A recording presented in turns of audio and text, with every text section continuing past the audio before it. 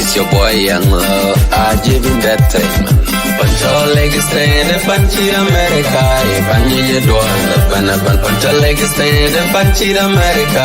Banye dwala banaban. Walk on your leg, kankaro watana watchin. Oga leg gear power leg. Panda with ya punch it America. Banye dwala bana. Chingatongo pandon kujwera baya cheka. Papu panda jwero wabia bi dwala venting.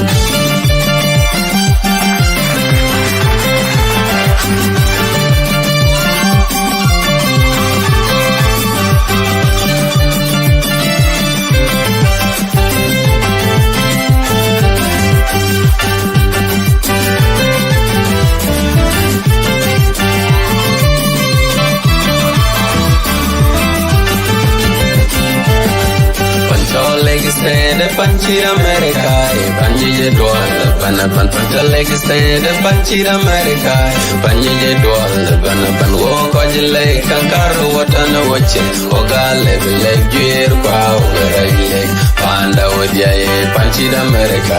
Banye dwala bana. Chingatongo pandon kujera baya cheka.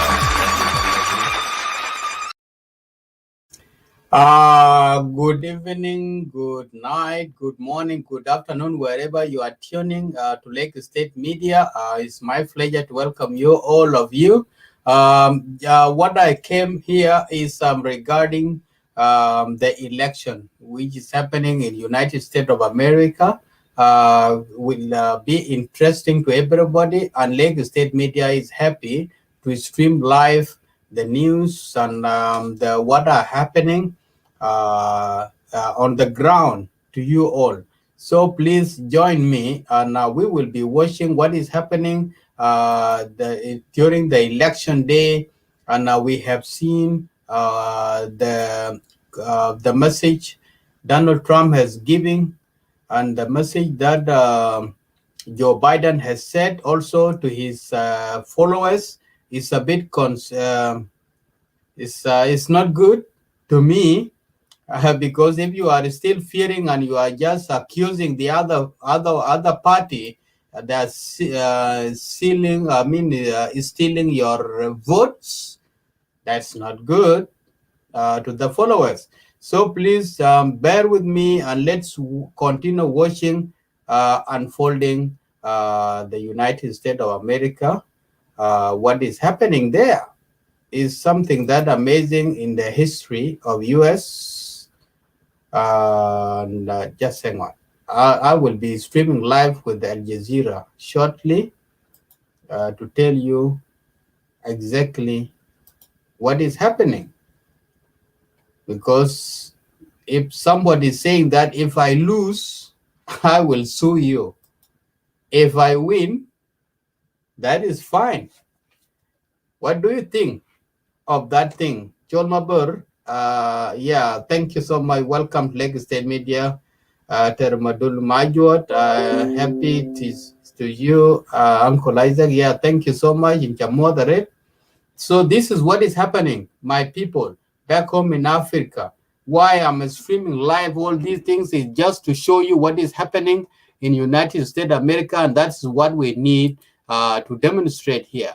So let's go streaming live to Al Jazeera, where everybody will hear what is happening. The results unclear in the key battleground states of Michigan and Pennsylvania. Well, Donald Trump and Joe Biden are the two oldest presidential nominees in American history, and that means their running mates have become more important than ever. Mike Pence and Kamala Harris couldn't be more different, from their politics to their personalities. Mohammed Jamju has more. Senator Harris and Vice President Pence, thank you for being here. When Vice President Mike Pence and Senator Kamala Harris took to the debate stage in October, viewers around the world witnessed a study in contrasts. But when you say what the American people have done over these last 8 months hasn't worked, that's a great disservice to the sacrifices the American people have made. So let's talk about caring about the American people. The American people have had to sacrifice far too much because of the incompetence of this administration. On the Republican side, 61-year-old Vice President Mike Pence, who over the past 4 years has proven himself President Donald Trump's most loyal ally. Known for his opposition to abortion, the former governor of Indiana is an evangelical Christian and champion of the religious right. Critics say Pence has been a driving force in the Trump administration's efforts to roll back protections for lesbian, gay, bisexual, and transgender people. Before being chosen as Trump's running mate in 2016, Pence had openly questioned some of Trump's policies. After joining the ticket, though, Pence transformed into an adept second-in-command who always deferred to his boss. Because thanks to your leadership from early on, not only are we bringing a whole-of-government approach to confronting the coronavirus, we're bringing an all-of-America approach. Even as head of the White House coronavirus task force, Pence wouldn't let the news that members of his team had tested positive for COVID-19 keep him off the campaign trail. Continuing to campaign for Trump, even as public health officials criticized the decision.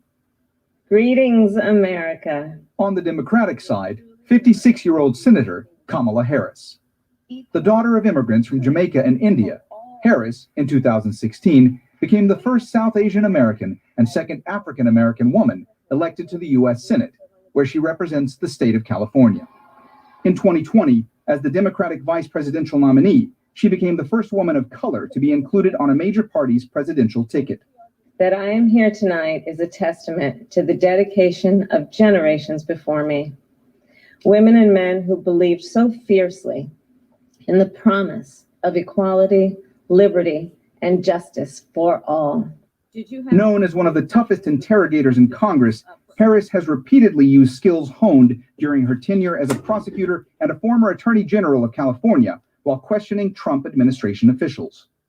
During Harris's short-lived presidential campaign, critics questioned her shifting positions on policy issues and her record as prosecutor.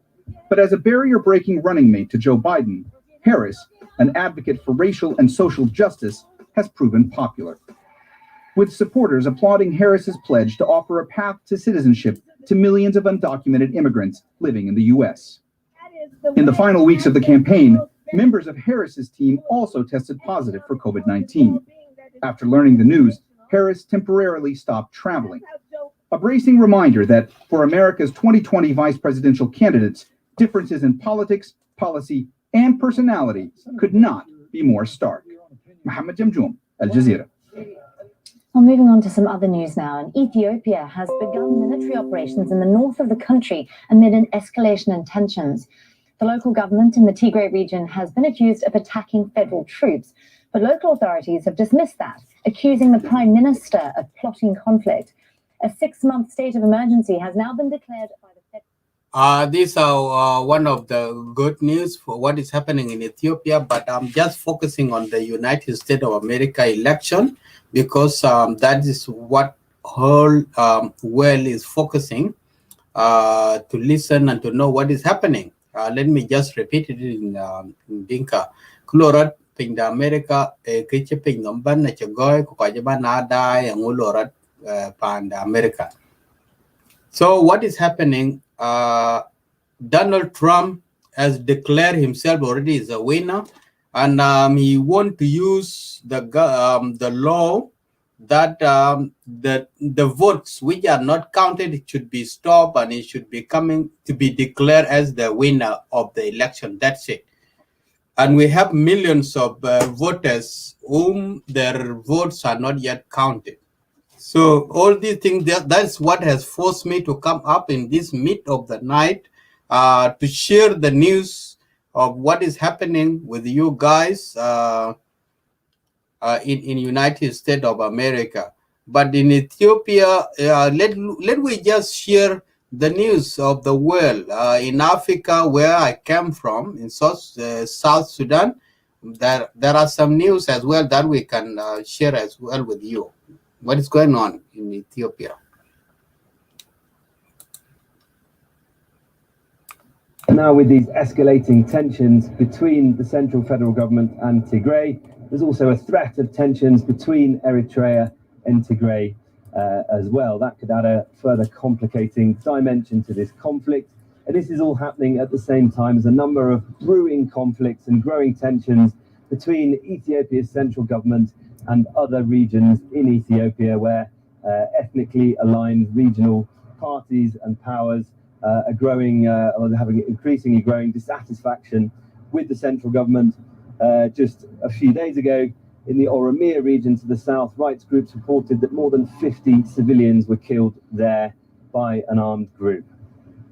Well, let's dig into this a little more with William Davison. He's the senior Ethiopia analyst at International Crisis Group, and he joins us now from the Ethiopian capital, Addis Ababa. Well, thanks for being with us. This military offensive that we're seeing now is a huge escalation. Why do you think we're seeing this now? Well, this is the culmination of the political dispute that emanated from the Prime Minister coming to power in 2018, the anti-government protest before that, and then the TPLF, Tigray ruling party, their loss of power during the transition. That resulted in, yes, very toxic politics, different accusations being thrown about.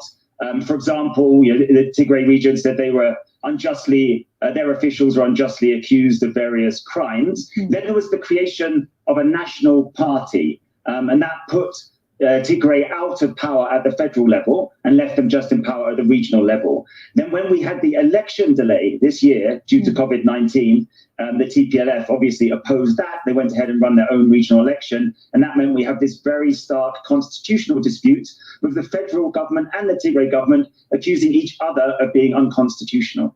Oh, well, I see that this latest development is so concerning that even in the middle of all of its own election drama, the United States has already issued a call for de-escalation. Do you think that we could be looking at the beginning of a civil war? Could this potentially tear Ethiopia apart? Unfortunately, it does have that potential. We are in the very early days here. There has been a communications blackout across Tigray. We do not know what conditions are inside the region. But as has been pointed out, there is a threat to the cohesion of the Ethiopian military here because of the loyalty, the potential loyalty, particularly of Tigrayan officers to Tigray. There is also the fact that Tigray has a relatively strong security apparatus. Therefore, it is not clear that the federal government effort to remove the TPLF leadership is going to be quick and easy. And there is also a reasonable amount of support from the 6 million, roughly, people in Tigray for the regional government's position. So this could be a protracted crisis in Tigray. It could bring in Eritrea. Explore and it your could own spread backyard to other with up parts to of Ethiopia and the 130 broader Horn of Africa region as well. Well, let me ask you then, well, how well-resourced are Tigray's regional forces? And you say it could become a protracted conflict. Do they have the resources for that to be the case? We don't know exactly the capability of Tigray security forces. Obviously, these things are held quite tightly. What we do know is that there is a large, fairly well-organized militia. They have been building up a sort of paramilitary style regional security force. And then there is the potential loyalty or disloyalty of elements of the federal military. Of course, the federal government holds considerable levers of power here. They could also apply economic pressure, as they were threatening to do. That seems to be one of the things that have led to this crisis. So, of course, there is a lot of pressure on Tigray, but ultimately it does seem that they have quite capable resources to defend themselves and possibly to project their power as well. Well, then let me ask you finally, do you think dialogue is off the table, or could the relationship between Abiy and the TPLF potentially improve? The problem that we have now is that the parties have not been talking for months. Instead, we've had a deteriorating political situation. That has now escalated into conflict. So it is wrong to say that talks are by any means on the table. But it is absolutely right to say that talks, any form of talks, is absolutely imperative here. All Ethiopian actors must embrace dialogue. They must draw back from this conflict, which threatens to be devastating. And all of Ethiopia's international African partners and further afield must put pressure on all Ethiopian political parties to step away from conflict and to address all of Ethiopia's fundamental political challenges, but starting with this escalating crisis in Tigray. William Davison there from International Crisis Group. Thanks so much for giving us your insights here on Al Jazeera. Well, thanks for being with us.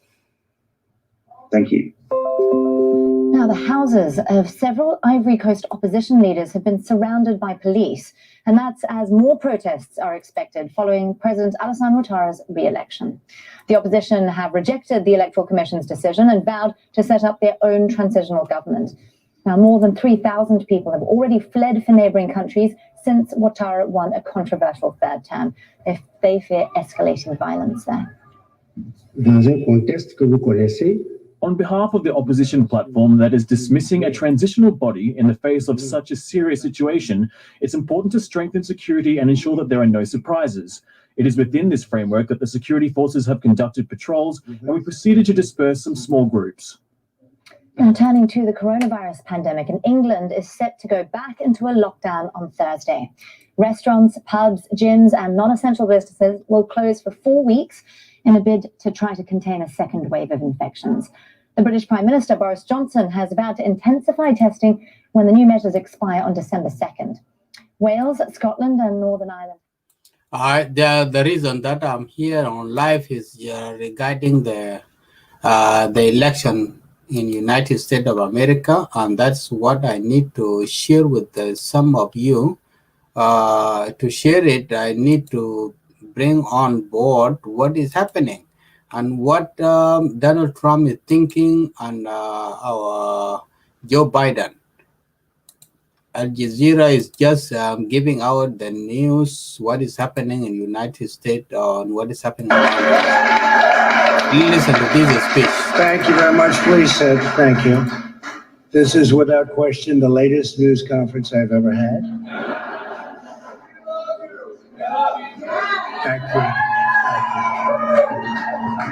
I appreciate it very much, and I want to thank the American people for their tremendous support. Millions and millions of people voted for us tonight, and a very sad group of people is trying to disenfranchise that group of people, and we won't stand for it. We will not stand for it. I want to thank the First Lady, my entire family, and Vice President Pence, Mrs. Pence, for being with us all through this. And we were getting ready for a big celebration. We were winning everything, and all of a sudden it was just called off. The results tonight have been phenomenal, and we are getting ready. I mean, literally, we were just all set to get outside and just celebrate something that was so beautiful, so good, such a vote, such a success. The citizens of this country have come out in record numbers. This is a record. There's never been anything like it to support our incredible movement. We won states that we weren't expected to win. Florida, we didn't win it. We won it by a lot. And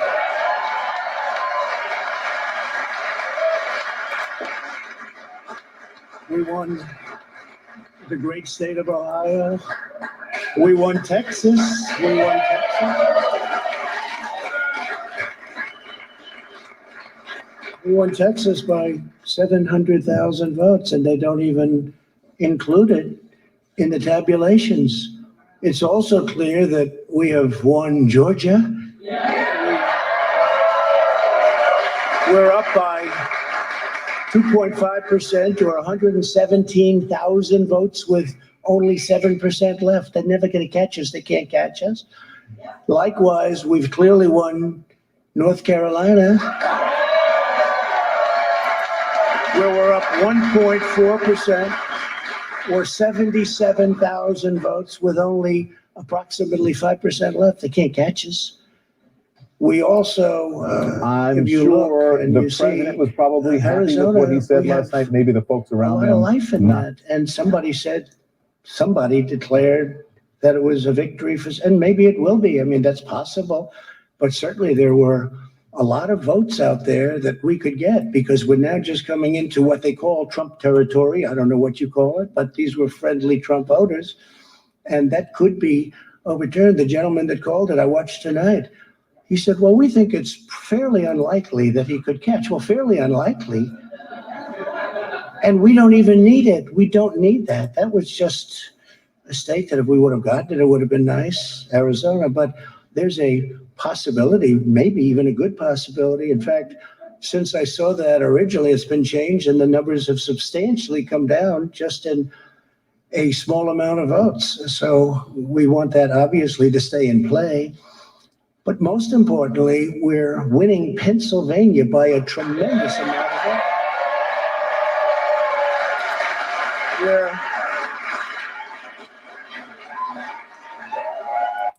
going on? I've never seen anything like this. Can I tell you what? Nobody has. So we won by 107,000 votes with 81% of the vote. That's Michigan. So when you take those 3 states in particular, and you take all of the others, I mean, we have so many. We had such a winning everything. Let's listen in.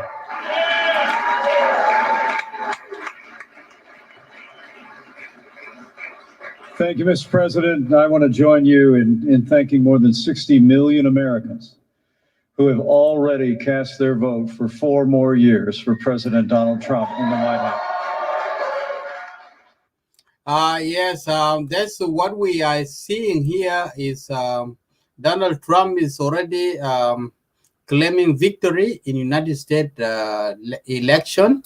And that's, we need also to hear from other people and other media sources, which is CNN, they call it, say, the fake news.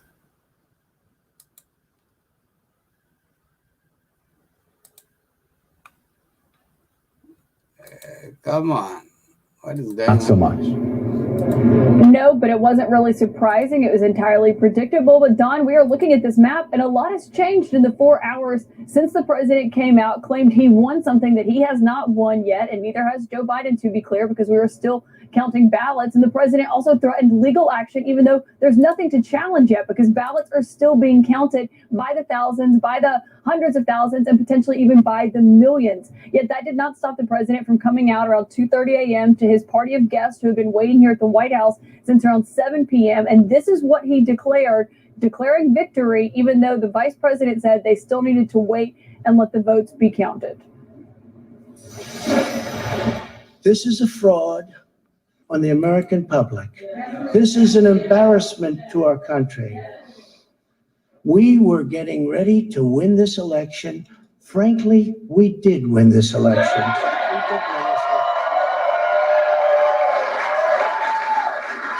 So our goal now is to ensure the integrity for the good of this nation. This is a very big moment. This is a major fraud in our nation.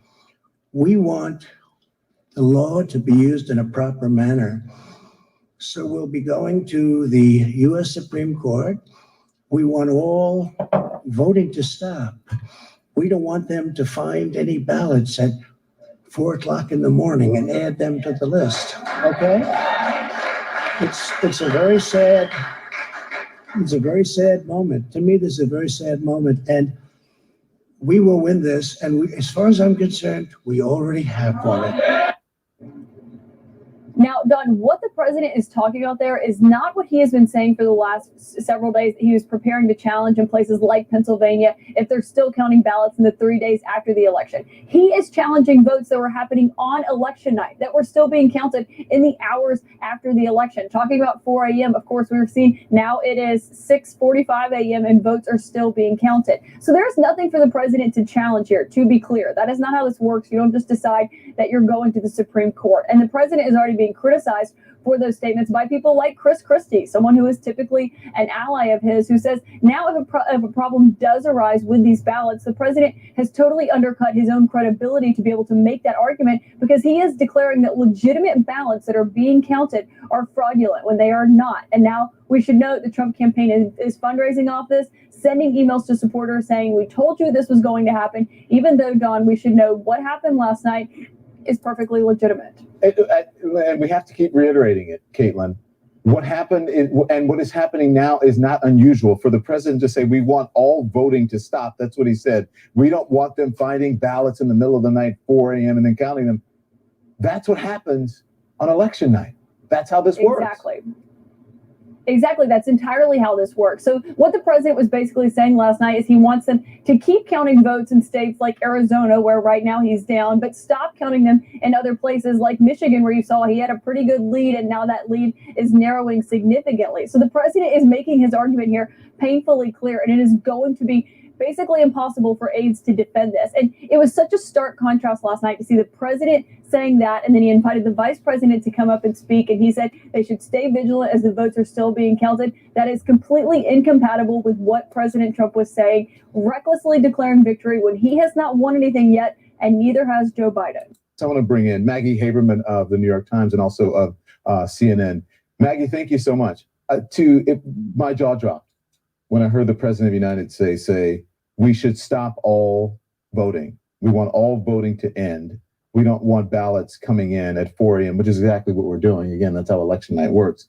How are the folks? You have some new reporting about the folks around him. But the folks around him share his anger and frustration about the call in Arizona, which was made early, which is what triggered this with him. But many of them are not happy with what he actually said, because the people around him, in most cases, know how elections work. We didn't call Arizona here. Excuse me, on another network, and then the AP did as well. And so that's part of what they were frustrated about.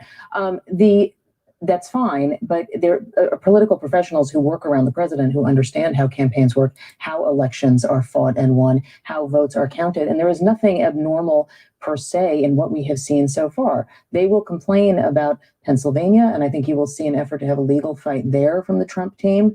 But there was nothing to base this claim on. As Caitlin said, Chris Christie, who is an ally of the president, is one of the only Republicans, and he's not a current elected official, who has called the president out for that and said that this was a mistake. Hearing an American president say something like that, this is a fraud on the American people, not counting people's votes is a fraud on the American people. And I think that we should not let how jarring that remark was pass, especially by people saying, well, he was angry, or, well, you have to understand how he feels, or he doesn't really mean it and know what he's talking about. He's the president and his words should have meaning. Well, Rick Santorum, who is a Trump surrogate on this network, said the same thing.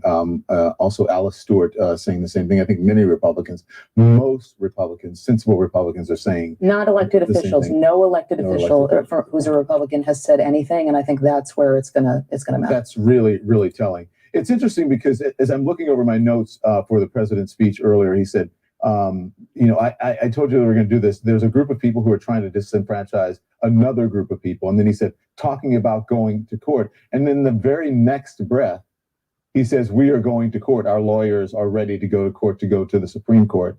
Right. Isn't that contradictory? Because he is criticizing supposedly Democrats or people who are, who the votes are doing what they're supposed to do and counting votes, every single vote.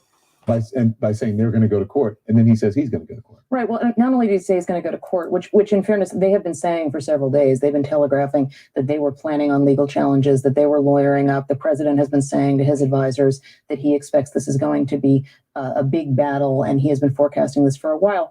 What you don't say is we're going to the Supreme Court, because that's just not the way this works. You don't just get to go right to the Supreme Court and skip every other lower court, even if you have a basis for the argument that you're trying to make. And again, he did not lay out exactly what he was talking about. It's not clear what he was talking about, other than that he was angry. And what he was angry at, again, is this call by another network and by the AP. AP might not have happened at that point, about Arizona, which is still being counted. But he was also angry because all of the polls were predicting that he was going to face a big loss. And at the moment, we still don't know who won. And that is part of what he is reacting to. Two things can be true at once. It can be true that the polling is a huge problem and has clearly not been fixed, and also true that what he said was very problematic. I got to get to the break. How soon do you think before we hear from the president again? At some point this morning, probably on Twitter. if past his prologue. I think that is, you can count on that. Thank you very much, Maggie Haberman. All right, that's cool. This is what we are talking about, guys. We know what is going to happen, because you cannot judge the book from the cover. What Donald Trump has done, he has just reached out. If we compare the messages they have given the rival Joe Biden, he was saying that there are millions of votes which are not yet counted, and they have already voted, but they are in the process of counting. So he cannot rush to say who win the election. And Donald Trump has rushed in, declaring himself as the winner. And he said that he has to stop also the counting, and in the certain time, like 4 a.m. in the morning in USA. What do you think about that? And those people, the counting, those who has already post in their counting the early voters, their votes are not yet counted. Only those who have counted yesterday, they are the one making the counters busy at the moment. And he has rushed in to conclude that way. When he saw himself is a leading guy, that's it. He said that let it stop there. Nothing will come after this. I'm the leader. All right. And that is the worries of the world and myself, because I need somebody who is very open and democracy to be exercised properly. Let watch more. We got more media who are coming up with their news. I will share with you for the time being that I haven't yet go to bed because it's really very, very midnight to me. But what is happening in US is disturbing me here as well. Where are we? Who is this guy? Okay. You're looking at a live picture of the White House as we await the results of the 2020 presidential election. Here's a live shot of an election board processing center in Philadelphia where votes are still being counted in a race still too close to call. Here's where we stand right now. Joe Biden is looking at 225 electoral votes, President Trump with 213. But here's where we look, or how we look rather, state by state. You can see the breakdown there. Still several key battleground states have not yet been decided. We are looking at some big ones, especially you can see Wisconsin there, Michigan, Pennsylvania, Georgia, Nevada, Arizona, all those states still left to be called, and they could make all of the difference. Here's Mary Bruce with a look at the latest. This morning, the White House hanging in the balance with the race in several key battleground states still too close to call. But even though millions of votes still need to be counted, President Trump falsely claiming he won and telling the country he'll call on the Supreme Court to end the election. Experts say that would be an illegitimate move. We were getting ready to win this election. Frankly, we did win this election. We'll be going to the U.S. Supreme Court. We want all voting to stop. We don't want them to find any ballots at 4 o'clock in the morning and add them to the list. Okay? The president has no power to stop legitimately cast votes from being counted, and there have been no signs of any foul play. The Biden campaign calling the president's remarks a naked effort to take away the democratic rights of American citizens. Trump did have a better night than expected, outperforming the polls once again and pulling in new voters. He's now projected to pick up Ohio, Texas, and Florida, critical wins keeping his re-election hopes alive, but he's still far from the finish line. And Joe Biden also has a clear path to victory, holding on to blue states Trump tried to flip, like Minnesota, and with a substantial lead in Arizona, a state that went red in 2016. Speaking to supporters after midnight at a drive-in rally in Delaware, Biden urging patience and projecting confidence without declaring victory. I'm here to tell you tonight, we believe we're on track to win this election. It ain't over till every vote is counted. Every ballot is counted. Because of the surge in mail-in voting due to the pandemic, we've known for months that in many states, it could take days to tally all of the ballots. Now, inside the Biden campaign this morning, they are feeling good. They are confident and adamant that ultimately this race will end in their favor. They are encouraged by what they are seeing out of some of these critical states this morning. But the Biden campaign is also furious with the president's move overnight. They called his statement outrageous. They have a legal team standing by, and they are promising voters and Americans that everyone's vote will be counted. Diane. All right, Mary Bruce, thank you. And now for more on the mood inside the Trump camp, let's go to our senior White House correspondent, Cecilia Vega. Cecilia?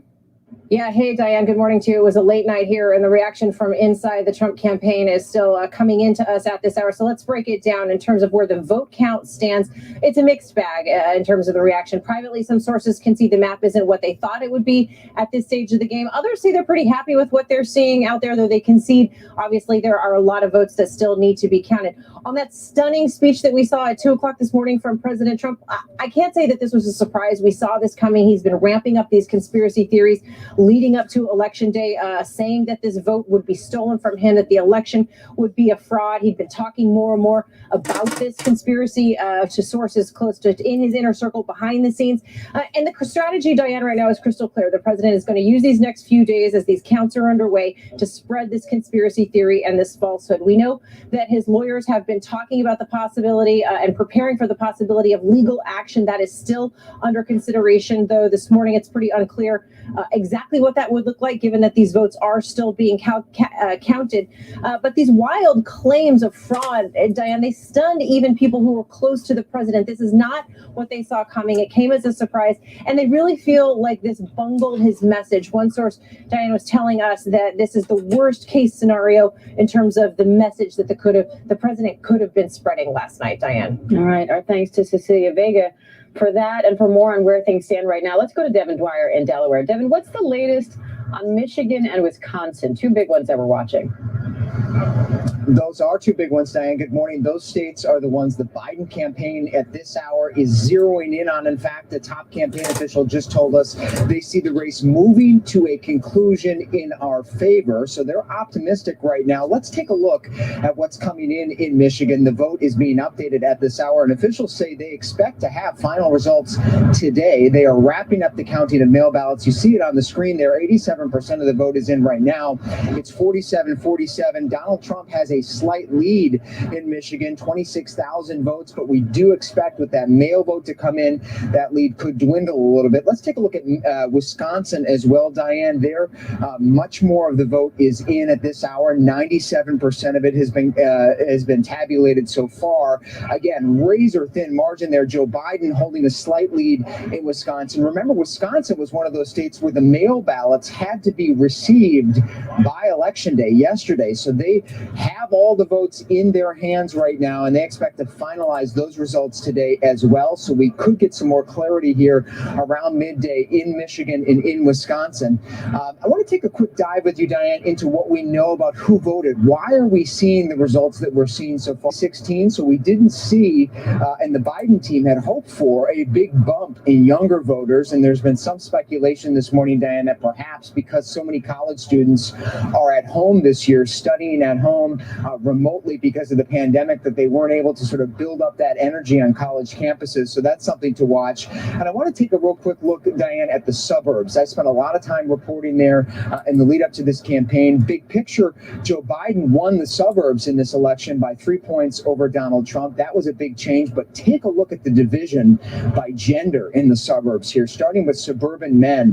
Broke big time for Donald Trump, 52% to 46% among men. Among women, a completely different picture. We interviewed many of those women in Minnesota, in Michigan. We've talked about it before, Diane.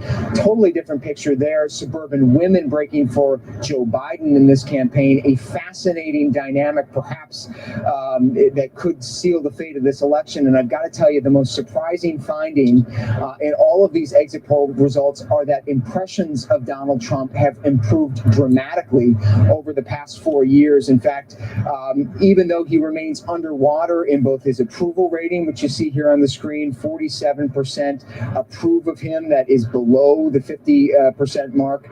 Take a look at his unfavorable rating. 53% view him unfavorably. Well, that's actually a better picture than 4 years ago, when 59% of voters said they viewed him unfavorably in the exit poll. Same thing goes for his temperament, Diane. This was a stunner here as well. 4 years ago, 35%, just a third of voters said he had the temperament to be president. Well, that actually rose over the past 4 years. 44% of voters say Donald Trump has the temperament. So perhaps one of the things we're seeing in this very close race is that people had warmed to Donald Trump and his style a little bit in some places. Diane? And Devin, we're just getting some new numbers in from Michigan right now, and it looks like Biden now has a small lead there with 89% of the expected vote in. How big a deal is each of these states that we start to see come in now? Oh, huge huge deal, Diane. I mean, in fact, the path to 270 for the Biden campaign could be hit without Pennsylvania, which we know will be the slowest state in counting these ballots. If he can win Michigan, if he can win Wisconsin, if he can win Nevada and Arizona, none of those states have been called yet. We know Nevada won't be really updated. Those numbers won't be updated until tomorrow. So we're going to have to wait on Nevada till tomorrow. Arizona, Joe Biden has a solid lead there. That would be a big pickup for him, but it hasn't been called yet. So today, the storyline, at least for the next few hours, will be those states you mentioned, Wisconsin, Michigan. The votes are trickling in. Officials there telling us they're confident they can finalize the data today. And the Biden team telling us just a few minutes ago, Diane, they feel like a conclusion is coming and it's going to be in their favor based on what they're seeing in those numbers. All right. Well, we will be looking out for those updates as they come in all day. Devin, I know you'll be on it too. We appreciate it. Thank you. And Democrats will hold the House. They were really hoping to gain control of the Senate as well, but those hopes are fading fast this morning. Republicans managed some close wins in a few hotly contested races. ABC's Zohreen Shah has more on that. This morning, Republicans in an all-out fight to hold their majority in the Senate. We can say now that Mitch McConnell in the state of Kentucky has been reelected to the Senate. Minutes after the polls closed in Kentucky, Majority Leader Mitch McConnell winning re-election for his 7th term.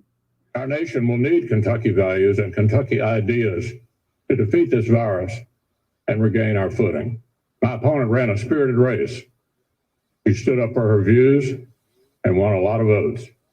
Democrat Amy McGrath giving McConnell a challenging fight, smashing fundraising records. Her campaign spending more than $70 million on the race. Although we didn't get the result we wanted, the energy and optimism I saw in every corner of the state gives me so much hope for the future of our great Commonwealth. In South Carolina, Republican Senator Lindsey Graham holding on to his Senate seat. Recent polls showing Democratic challenger Jamie Harrison in a virtual tie with Graham after Harrison raised more than $100 million in his campaign. You know, Senator Graham and I may have our differences, but I hope he will maintain the spirit of cooperation he's known for while we take a step forward. Here's the message I got. People like what I'm doing, and I'm going to keep doing it. South Carolina voters overlooking the criticism Graham faced during the confirmation of Supreme Court Justice Amy Coney Barrett. 2 years ago, Graham saying Republicans would not take up Supreme Court vacancy in an election year. If an opening comes in the last year of President Trump's term and the primary process is started, we'll wait to the next election. And I've got a pretty good chance of being the junior. You're on the record. Yeah. All right. Hold the tape. In the meantime, the Democrats losing a Senate seat in Alabama after former Auburn football coach Tommy Tuberville defeated incumbent Democrat Doug Jones. In North Carolina, Senator Thom Tillis in a close race overnight against Democratic challenger Cal Cunningham, who stressed his service in the Iraq War and as a U.S. Army Reserve officer. But in the final weeks of his campaign, Cunningham admitted to sending suggestive text messages to a political strategist who is not his wife. The Democrats' first flip of the night coming in Colorado. Republican incumbent Cory Gardner losing his seat to Democrat John Hickenlooper, the former Colorado governor and 2020 presidential candidate. Clearly, people are saying it's time to turn the page. It's time for a different approach. Zohreen Shah joins me live now from Los Angeles. Zohreen, good morning. You've been keeping an eye on that key Arizona Senate race. What's the latest on that one? Hi, Diane. Yeah, astronaut and Democrat Mark Kelly is currently winning against incumbent Martha McSally. So ABC News has not projected a winner yet, but Kelly is, of course, also married to former Congresswoman Gabby Giffords. This has been one of the closest watched Senate races. The winner would fill the late John McCain seat. And there are two possible pickup opportunities for Democrats in Georgia. What's the latest on that? Okay, so in Georgia, a special election Senate race will advance to a January runoff between Republican Kelly Loeffler and Democrat Raphael Warnock. Now, there are many reasons, of course, why these Senate races could be important to watch. One reason is each side hopes that balance favors their party. Democrats need to gain 4 seats to seize the chamber, or 3 seats if Biden wins the White House. All right, Zohreen Shah for us in LA. Thanks, Zohreen. And now let's go over to ABC's Janae Norman, who's live in South Carolina. Janae, a lot of people were expecting a close race here for Senate in South Carolina, but Lindsey Graham seems to have won it pretty handily. What happened? Right, Diane. So this was probably the closest race that Lindsey Graham has had for his Senate seat.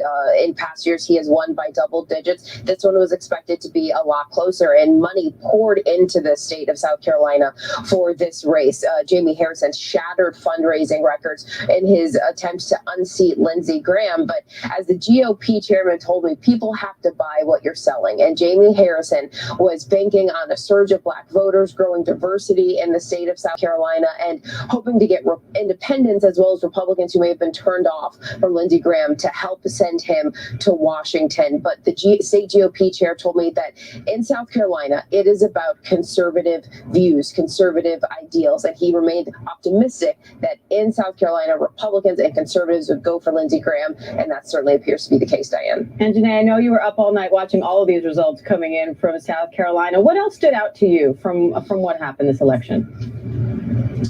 So what we do know is that this year, compared to 6 years ago, Lindsey Graham seemed to have struggled more with women and independent voters. In this election, women seem pretty evenly split between Graham and Harrison.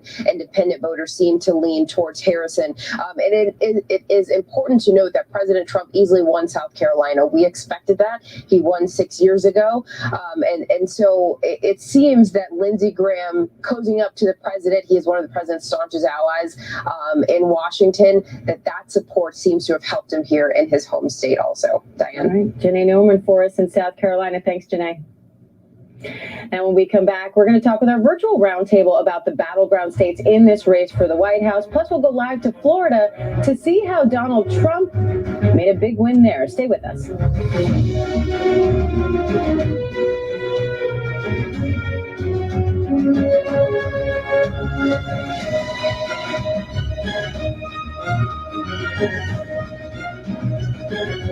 Election 2020 on ABC News Live continues in a moment. Another week in America, a country facing a new test now. Wuhan airport, almost no one here. The last flight out of Rome. This is the nursing home just outside Seattle. Dozens of people were just rushed off this cruise ship. This is ground zero. It is shut down. Another ambulance just pulled out. Now they're headed to the hospital. Time is of the essence. You can see the ship behind me. The first time tests have been done here. Morning, afternoon, evening, late night, 24/7. ABC News, there for you. Oh, look at this here. Hey, clear sky, guys. Made it through. Change is difficult, but this is my home. This is where I want to be.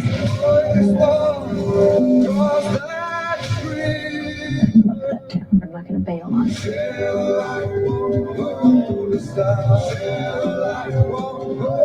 It's a big deal. New beginning. Rebuilding Paradise, network premiere Sunday at 9 on National Geographic. Americans here on the ground at the Iraq. 18,000 tons.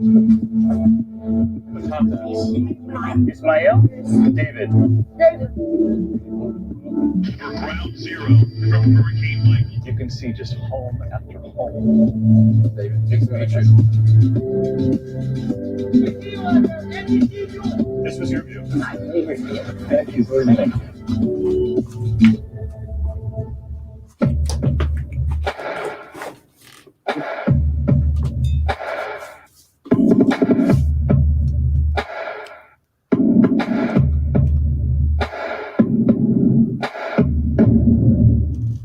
Friday night. I'll never forget the first time that I met him. A chill raced up my spine. I just shook the hand of a killer. Susan Powell. I'm sorry for the advertisement. That's what is happening, guys, and we need to talk about it. We want to know what is happening in the United States of America. If you don't know that you're going to win this election, you put some condition on the way, which means you are still persuading your followers or your supporters to be more angrier than before. And that's the fear of the world. We don't need bloodshed or rebellions or something bad to happen in America. Whoever is winning is the elected president. Please, let's listen and follow his speech. We were getting ready to win this election. Frankly, we did win this election.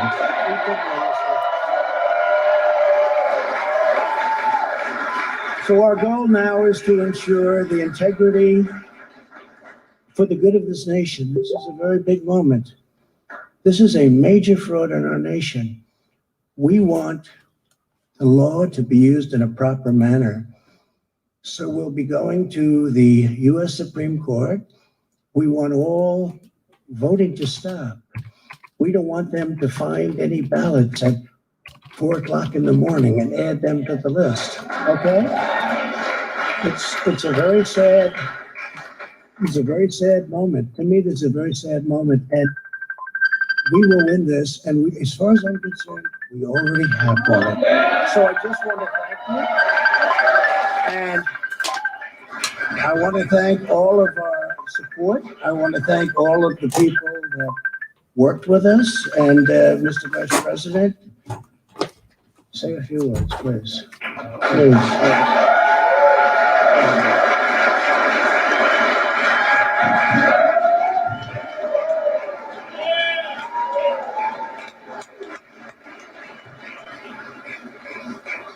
Thank you, Mr. President. I want to join you in thanking more than 60 million Americans who have already cast their vote for 4 more years for President Donald Trump in the White House.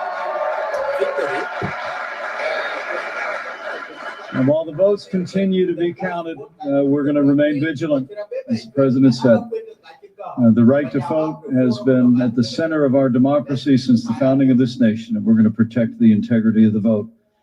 But I really believe with all of my heart, with the extraordinary margins, Mr. President, that you've inspired in the states that you just described, and the way that you launched this movement across the country to make America great again, I truly do believe, as you do, that we are on the road to victory, and we will make America great again. Thank you, Mr. President.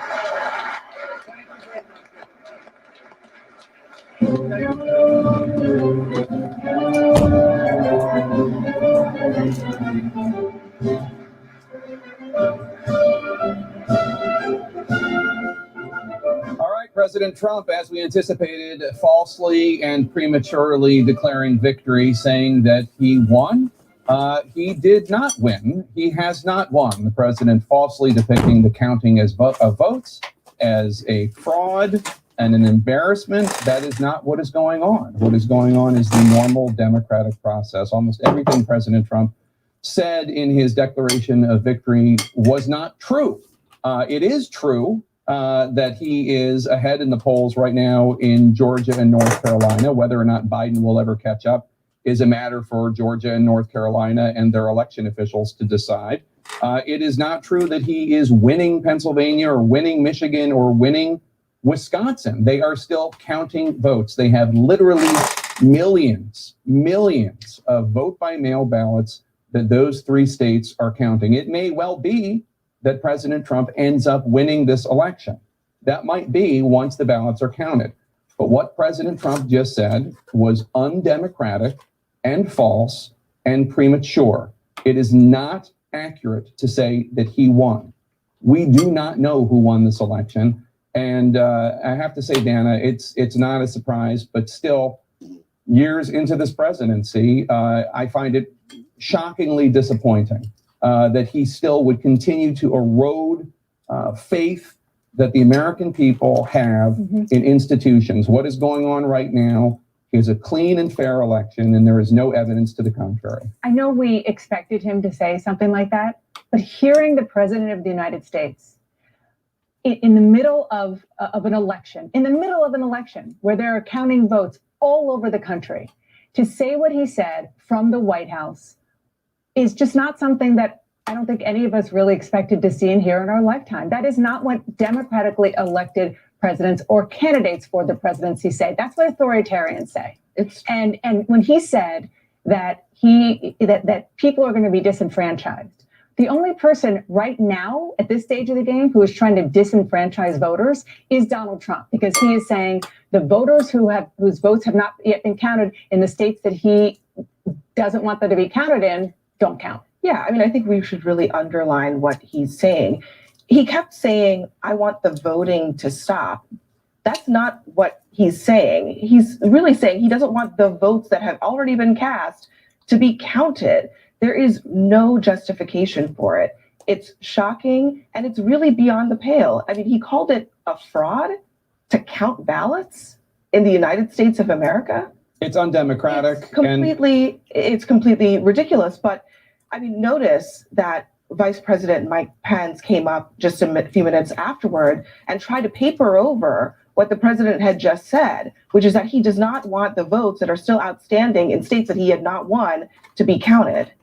You can't paper over that when it comes from the mouth of the president of the United States from the White House. You know, Vice President Pence tried to say something that is a more traditional idea of we are grateful for the people who have voted for us. We want to be vigilant to make sure that the ballots are all counted, and we're confident that we're going to be victorious in the end, as if President Trump had not said what he just said, which was a premature and false declaration of victory. And once again, let me say, it may well be that President Trump ends up being reelected. And if he is, it will be because of the fair and assiduous and diligent counting of ballots in states like Arizona and Nevada, where he wants the counting to continue because Biden is ahead, and states where he does not want the counting, not the voting. The voting's done, but the counting to continue, where he is ahead because they have not brought in and counted all the millions of vote by mail ballots, by the way, that were cast vote by mail, because we're in the middle of a pandemic that the administration has not been able to get a control over. Let me bring in Jim Acosta. And Jim, we all were hoping that the president would not go there and lie and falsely and prematurely declare victory. So again, as always, it's not a surprise, but it is shocking. Absolutely. And Jake, I think our founding fathers are probably rolling in their graves right now. They did not envision a president of the United States delegitimizing an American election. And that is what the president just did a few moments ago. It's historic, and it's historically awful. I think one of the things that we're going to have to wait and see over the next several days is, and they've been previewing this over at the White House and inside the Trump campaign, they're going to be deploying, if they have not already deployed, an army of lawyers to all of these states where they want to contest the results of the election to try to cast aside votes that are still being counted. They want to question the legitimacy of these timelines for counting ballots in states where ballots are coming in after Election Day. It does not compute with the president that states are allowed to have varying ways of counting votes. That is one of the traditions of our democracy, that states sort of run their own affairs when it comes to counting votes. And the president does not get that. We did hear Vice President Mike Pence, as Abby was saying a few moments ago, get up to the podium and contradict the president almost immediately and say that the votes continue to be counted.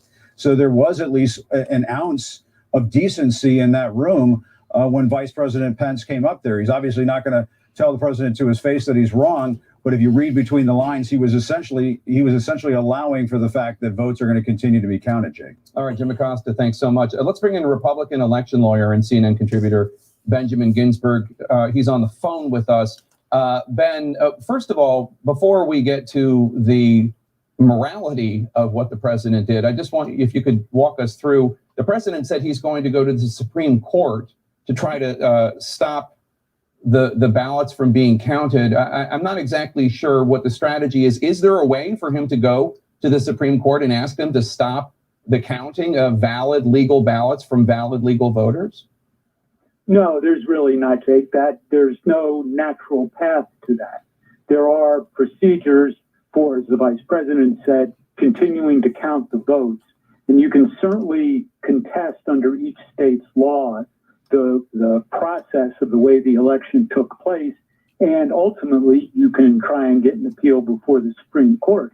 There's no direct right of appeal for something like this to the Supreme Court. The president is taking issue with the counting of ballots in Michigan, Wisconsin, and Pennsylvania. He is describing it as to stop voting, as if people are still voting, but that's not what's going on. These are legal votes that have already taken place. They just need to be counted, right? Yes, there are legal votes that have taken place. The voters have made their expressions. They're in the receipt of all the state officials, with the exception of Pennsylvania, which has its own law that extends the deadline. So these are all legally cast votes, and the process of trying to toss them out for some reason would just, I think, be viewed by any court, including the Supreme Court, as just a massive disenfranchisement that would be frowned upon. Explore your own backyard. All right. This is what we are talking about. We will come back to it. We know if you're going to lose, you don't need to sue people before the evidence. What Donald Trump has said in his victory remarks, I need also to ask the Supreme Court to stop the counting of the rest of the ballots is unconstitutional. Anyway, we happy to know what is happening, and I appreciate the statement of his vice president. He has stated it that those who have already voted legally, they have to be counted and will be shown to the world. So there is no rush here that you can rush to the victory at this stage. It's still very, very, very early, and there is still more counting of the votes is going on in different states. They don't have different. They don't have the same time. They live in different states. So let's continue, and now I will bring you live back to what is happening, and because just Lagos State media is trying to update his the audience at what is happening, and that's it. So guys, have fun. What is going on here? Let's see. With up to 130,000 bonus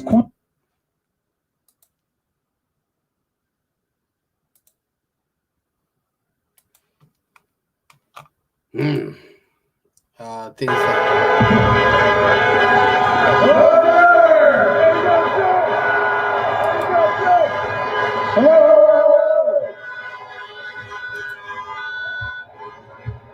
Good evening. Your patience is commendable. We knew this was going to go long. we have seen this one before. Let we rush to where they are counting the votes. Is the very important thing. We need to know how the countings of the vote is going on, because there are still votes coming in, and the electoral committee, they are still working in it, but they are not given a chance. So let's go live to see what is going they've on stopped counting votes. in They've the stopped tabulating votes, and they're not going to pick up again until the next day around 10 a.m. on Wednesday. So this could be a couple days. That scenario is real. Arizona is also in play. The president won it 4 years ago. It looks like Joe Biden has a comfortable lead there. We're going to have to wait and see what happens. But listen, Brad, I got to tell you, the headline for me is that Joe Biden brought new voters. He grew his base, but so did the president. Since 2018, we've had an impeachment, a pandemic, 20 million Americans unemployed, the president getting COVID, a second surge, and nothing changes. And that's what, I mean, George, that's exactly what it looks like. And you saw in states like Texas and Ohio, where Joe Biden ran up the scores in the cities, but in the rural counties, President Trump came back and he was able to hold off any kind of blue wave in either of those states. Well, and yeah, so President Trump clearly had this narrow path. He's walked it so far. What have been the difference makers when you look at these states where he's done better than I think a lot of people expected? Well, look, I mean, a huge win was Florida, right? Miami-Dade County was a big disappointment for Democrats. As you can see, look at this. Joe Biden got 52% of the Latino vote to 47% for Donald Trump. If that number holds and bears out at the end of the night, that's a significant number for Donald Trump, not only with Cuban Americans, but perhaps gaining on some of the numbers we saw 4 years ago with the Latino vote. Republicans, even though they lost the county, they made huge gains there, right? Hillary Clinton won by 300,000 votes 4 years ago, and Republicans this time only lost by about 100,000. I have to go back to get the exact exact count, but that is massive. That's the state right there, essentially. So that's the biggest county. That's where Democrats have to run up the score. So by winning Texas, by winning Florida, keeping Ohio, he's still in the game.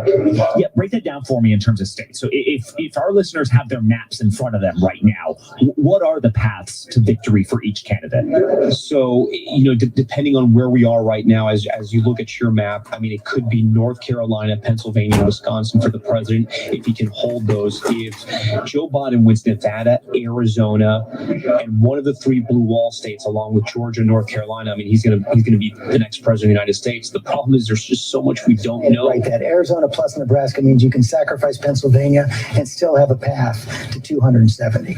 Exactly. We don't know about Georgia. We don't know about North Carolina, and we don't know at all about the blue wall states.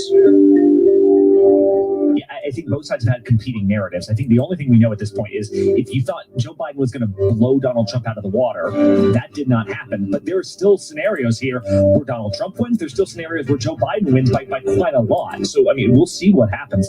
Tom Llamas still tracking these incoming vote tallies. Thanks so much. Thank you, buddy.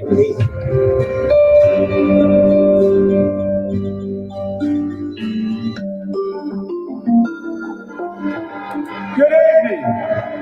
Your patience is commendable. This is without question the latest news conference I've ever had.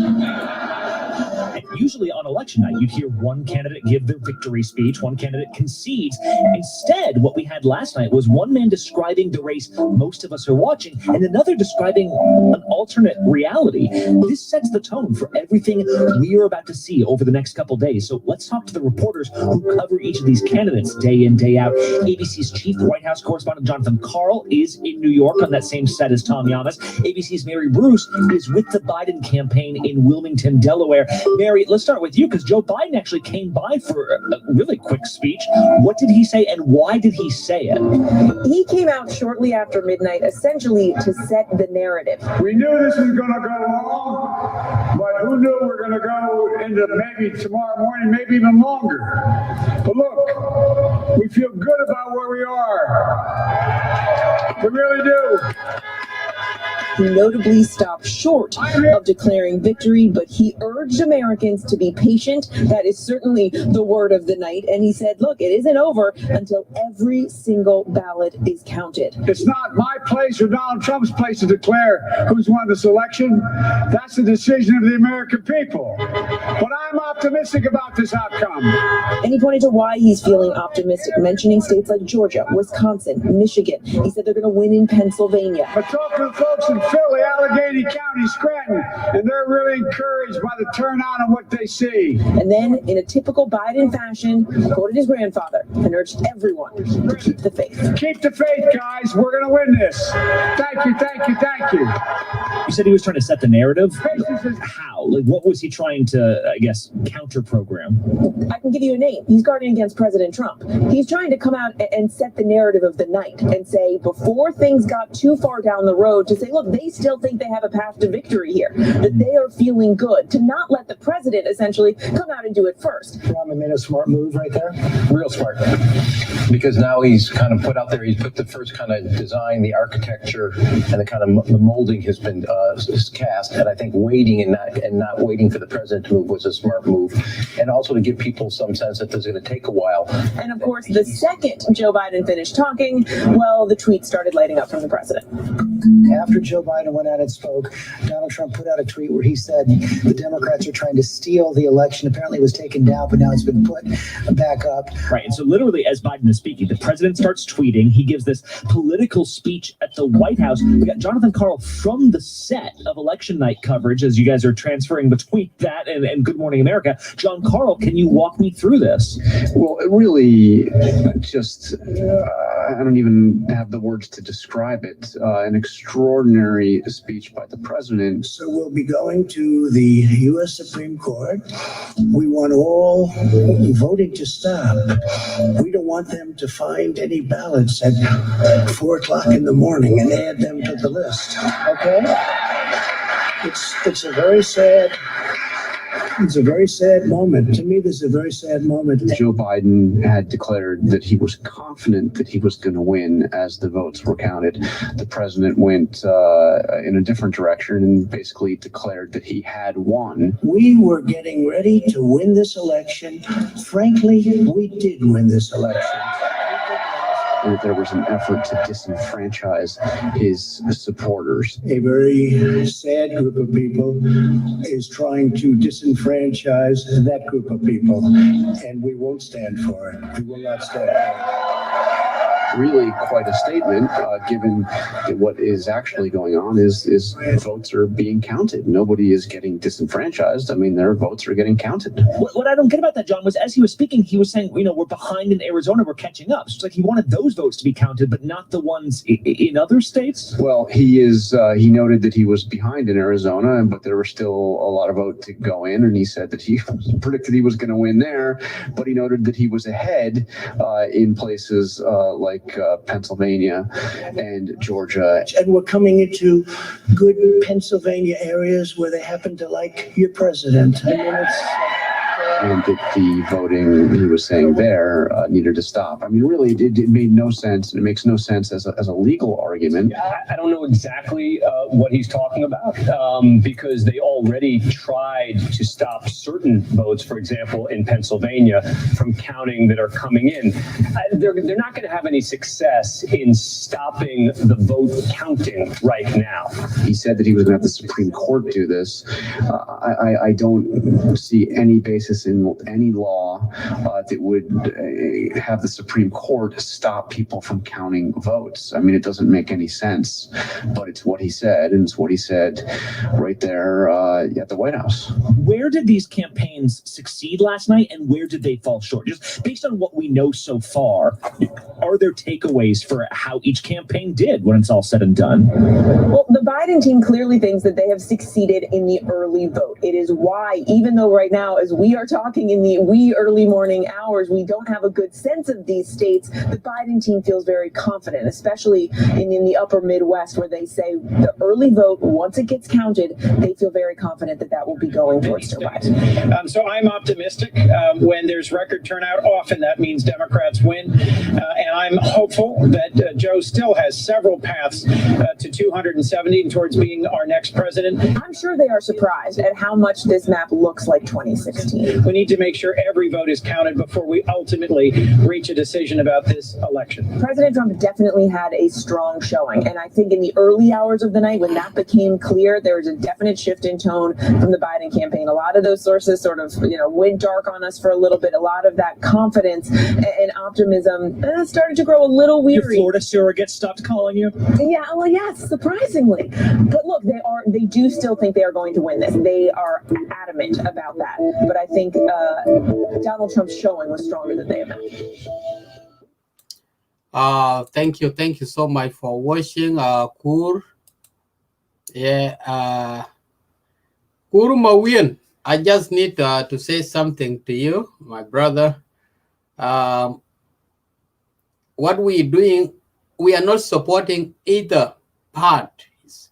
We just criticize what is going wrong from one party. If somebody is doing wrong, we can say that is not a right thing or it's not a constitutional one. We are not supporters of Joe Biden or we are not supporters of Donald Trump. We are just a media people, like other medias. We are airing out those whom I'm sharing their messages now. You cannot just go into the media and you declare the winning, that you have won the election while the voting is still continuing, and you also rush to hush the judge, the Supreme Court, that should stop from 4 a.m. No more votes will be aired out, and people are counting votes. They are doing that. Those who have been in the line, the millions of the people, and we have a coronavirus, which we have 2 meters social distancing is there. So it's not that squeezely such that people should vote quickly. What do you think about this? So I'm sorry for you, my brother. I'm sorry. I will not buy what you are saying. It is up to you. If you go, fine. Thank you. I ran out of word. What I can tell you, if you are die hard and you miss out from the origins, or you don't like the truth, these are the people who don't like the truth. We criticize anyone who is out of the law. We following the rules of the election. That is where democracy is coming out. They have been overthrowing leaders from different parts of the world because of the word democracy. If they themselves don't respect democracy, what do you think the other part of the world will do? I'm sorry. Okay, let's continue anyway. I got more to share with you from different media. Not, let's say this is CNN.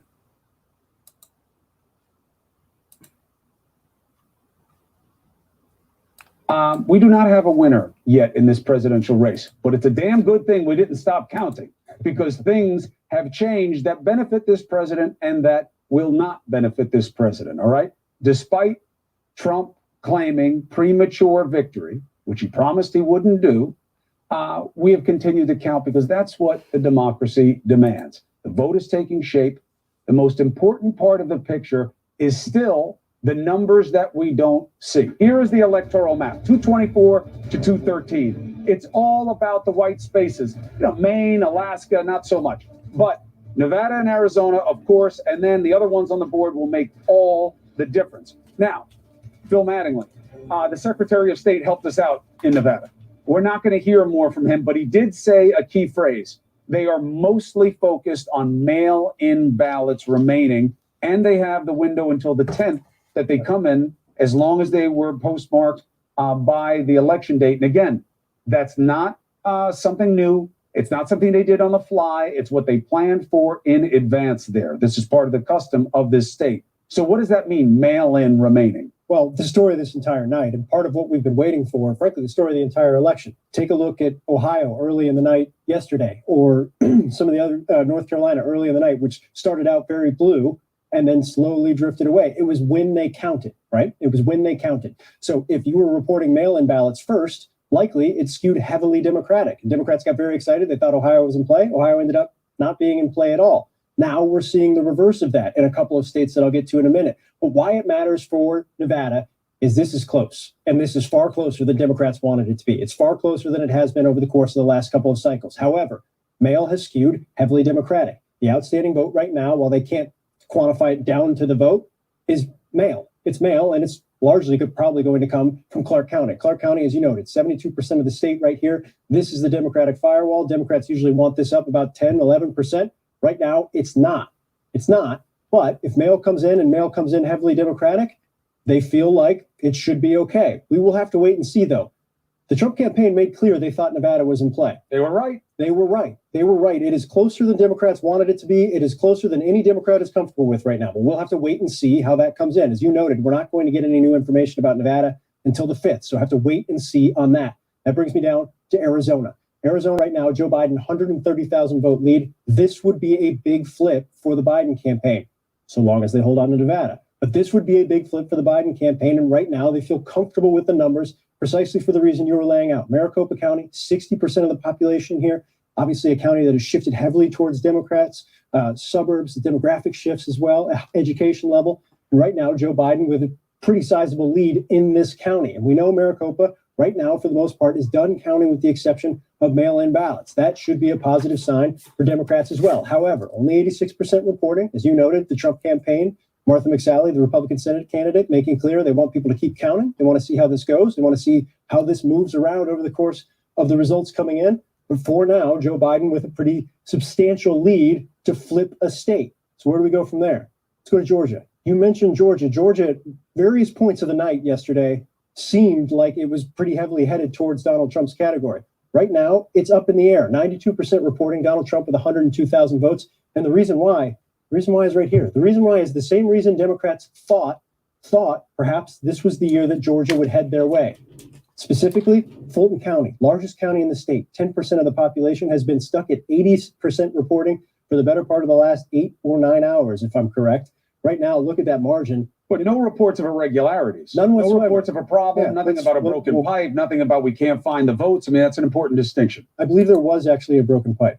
Earlier in the night. Right. I'm saying, no, there really was. There Yeah, was a that was a report joke. where they said a room where they were holding ballots had a broken pipe, but that was it. None of the ballots were reported as destroyed or they can't be counted or anything like that. That went away as an issue as far as we know. Right. And again, we should preface everything with everything that's happening right now is exactly what happens in every other election. It's just that there's more mail-in ballots. It takes longer to count. Some states weren't allowed to process until later. That's why you've seen some of the Midwest states take so long. They're just counting ballots right now that were done or finished or completed in the right time based on the election. We've seen nothing, just to make it clear, nobody has counted any ballots that were not anticipated being counted in exactly the order that has been done so, right? Why? Because you have to address what the president said. He put it out into the universe. And now, as we see, a lot of his followers are worried. Why? Because you got a divided country and there's been a hell of a show of strength by the president and their followers, and fraud, cheating, stealing. We have literally seen none of it. And there are plenty of Republican officials who could be sounding a clarion call that otherwise is true, and they haven't. Continue. So the reason why we're still obviously keeping an eye on Georgia, not just because there's still outstanding vote right now, that's the biggest reason, but right now the outstanding vote almost entirely, primarily comes from major Democratic strongholds. Fulton County, largest county in the state. You look at this margin right here. What was the 2016 margin? Joe Biden's doing better than Hillary Clinton right now in this state. Democrats want to roll up huge vote in Fulton County. They still got 20% of the vote to do so. You can move over to DeKalb County right now, 80% reporting in DeKalb. Look at that margin. Look at that margin. That's Democratic vote. So we don't know where this is going to end up. But the reason Georgia is where it is right now, 102,000 votes ahead, when your biggest Democratic strongholds have yet to come in to completion, means Georgia right now still up in the air. Let's move up to North Carolina. North Carolina has seemed more solidly in Donald Trump's camp over the course of the last several hours, but there's still 95% reporting, 76,000 vote lead up in the air right now. We haven't called it. I think the big question has always been, look at the biggest counties. These are the Democratic strongholds, 94% reporting in Wake County. This is home of Raleigh, the Research Triangle, heavy education here, suburbs as well. Will this kick out more vote? I don't know that there's an expectation it will get it, but 6% left. We'll keep an eye on it as it comes through. North Carolina right now, Republicans happy with what they see. We'll see how that goes going forward. Here's where things get really, really interesting. We've been talking about it the last several hours. I'll start with Pennsylvania.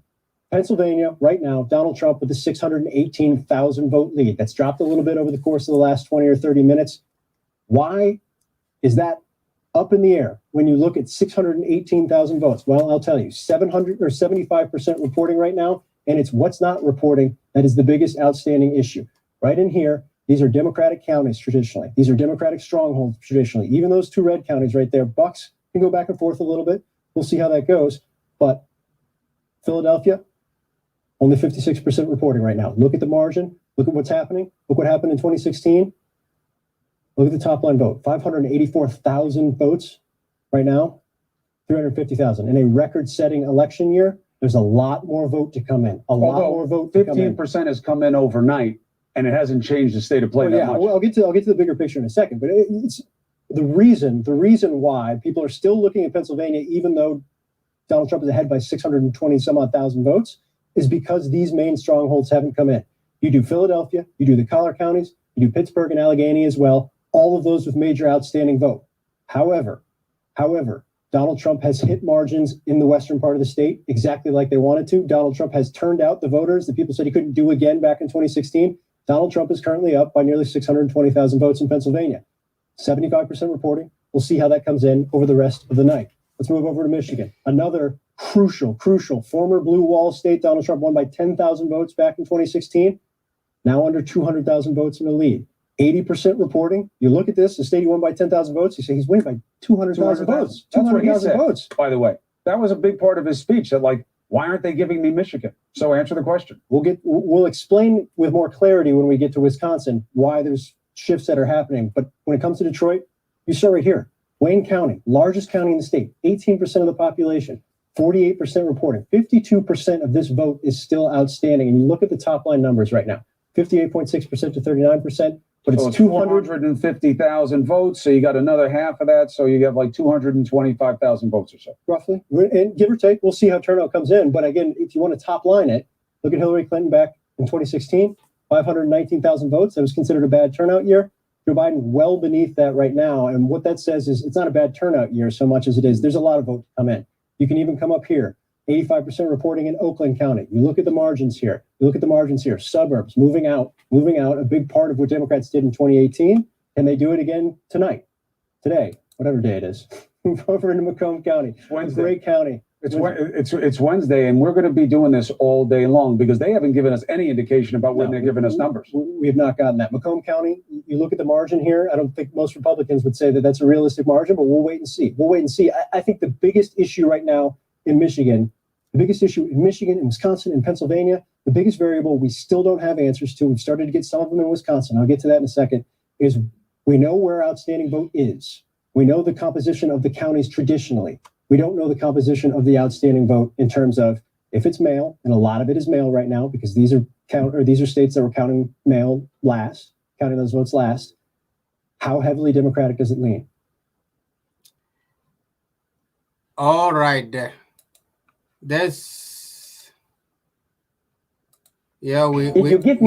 put it that way. I'm going to share with you 3 simple tips on how I sold over 3 million worth of. That's correct. Yeah, that's right. We came to a very good conclusion. We have seen what is happening, and we don't need to rush to the conclusion. Even we, the media, we are not rushing to the conclusion. What we are condemning here is what the President, Donald Trump, is rushing to. So thank you so much for those who are watching. And our brother Kur K. Mawien will never watch Lake State again. Seeing Lake State support the party who gave gay people rights. That means Lake State support gayism. Okay, thank you. Thank you so much, Kur. I presume it's a watch rather than watch, and gayism or gayism, what you mean? We are not that part of. Please just take your time, relax. We are just bringing in what is unfolding in United States of America. The counting has not yet stopped. As our brother Todd Benjamin has said, votings are still continuing because they have different times in the country. There are those who is still now daytime, they're still in the queue, they are voting, casting their votes. So we can't keep them away and declare the winning of the election at the same time. So we'll be finishing here, guys. It's now 1 hour and a half. Just came in briefly to give you the updates of what is happening in United States of America election.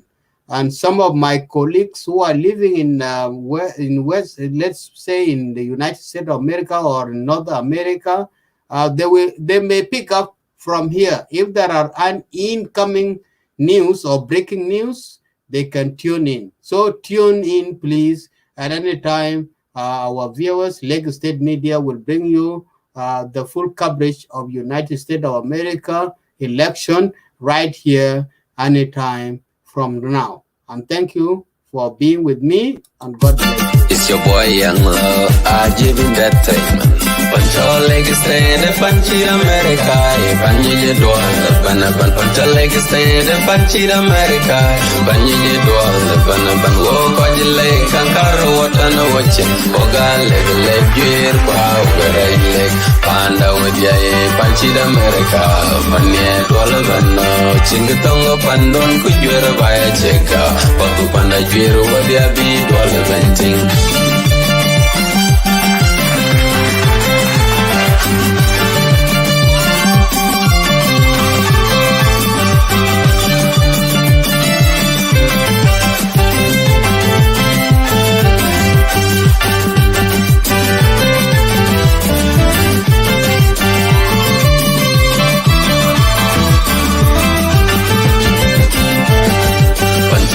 Stand stand Panchi America, Panji Dwal, Panapan Pantaleg stand Panchi America, Panji Dwal, Panapan walk on the lake, Kankaro, what on the watches, Oga level leg, Gear Pow, Leg, Panda with Yay, Panchi America, Panya Dwalaman, Chingatongo Pandon.